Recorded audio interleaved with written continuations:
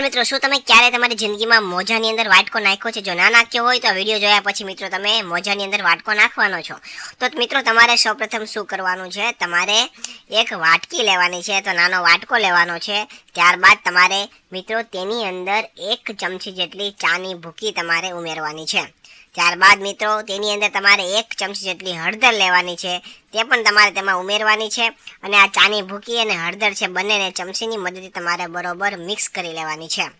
મિત્રો વ્યવસ્થિત એકદમ મિક્સ થઈ જાય ત્યારબાદ તમે જે પણ ઘરે પાવડર મોઢે લગાવવાનો જે પાવડર વાપરતા હોય, એટલે કે ટેલ્કમ પાવડર તમારી પાસે પડ્યો હોય તો તમારે મિત્રો થોડો ટેલ્કમ પાવડર તેની અંદર નાખવાનો છે.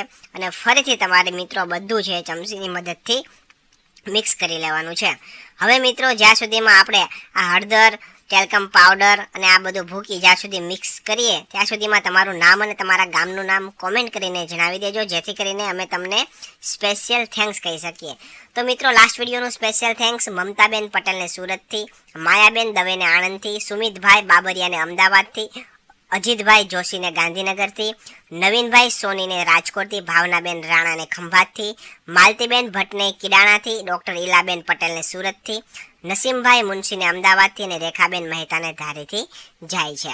તો મિત્રો હવે તમે જોઈ શકો છો કે વ્યવસ્થિત આપણે ચમચીની મદદથી આ બધું મિક્સ કરી લીધું છે.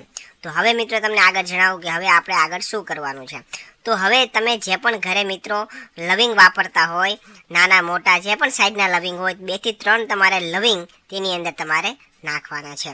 હવે આટલું કર્યા પછી તમે મિત્રો ઘરે તમારી પાસે રૂમ ફ્રેશનર હોય અથવા બોડી સ્પ્રે હોય અથવા કોઈ પણ પ્રકારનું પરફ્યુમ હોય એ તમારે મિત્રો તેની અંદર છાંટવાનું છે. તમે જોઈ શકો છો તે રીતના વ્યવસ્થિત આ બધું મિશ્રણ એકદમ ભીનું થઈ જાય ત્યાં સુધી તમારે મિત્રો તેનો સ્પ્રેનો તમારે છંટકાવ કરવાનો છે અને એકદમ બધું પલળી જાય ત્યાં સુધી તમારે સ્પ્રે મારતો રહેવાનો છે.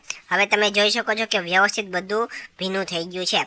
તો હવે મિત્રો તમારે આ વાટકો છે અને તમારે એક મોજું લેવાનું છે, નકામું મોજું હોય એ લઈને તમારે તેની અંદર આ વાટકાને નાખી દેવાનો છે. અને ત્યારબાદ તમારે બંને છેડા દ્વારા તમારે ગાંઠ મારી દેવાની છે. મોજું લાંબુ હોય તો ગાંઠ લાગી જશે, જો મોઢું નાનું હોય તો મિત્રો તમારે દોરાની મદદથી અથવા રબરની મદદથી તમારે નીચે ગાંઠ મારી દેવાની છે. હવે મિત્રો તમે જોઈ શકો છો કે વ્યવસ્થિત વાટકો મોજાની અંદર આવી ગયો છે. તો હવે આનો ઉપયોગ તમને જણાવી દઉં.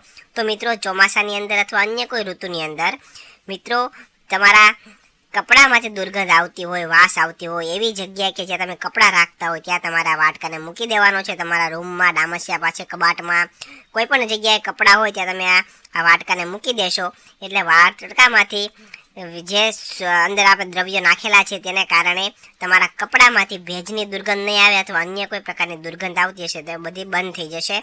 એટલા માટે તમે આ જગ્યાએ કપડાં રાખતા હોય ત્યાં તમે મૂકી શકો છો. તો તમને મિત્રો આ ઉપાય કેવો લાગ્યો કોમેન્ટ કરીને અવશ્ય જણાવજો. જો તમને વિડીયો પસંદ આવ્યો હોય તો વિડીયોને લાઇક કરજો, શેર કરજો અને આવા જ નવા વિડીયો જોવા માટે અમારા ફેસબુક પેજને ફોલો કરી દેજો અને યુટ્યુબ ચેનલને તમે સબસ્ક્રાઈબ કરી દેજો. ધન્યવાદ.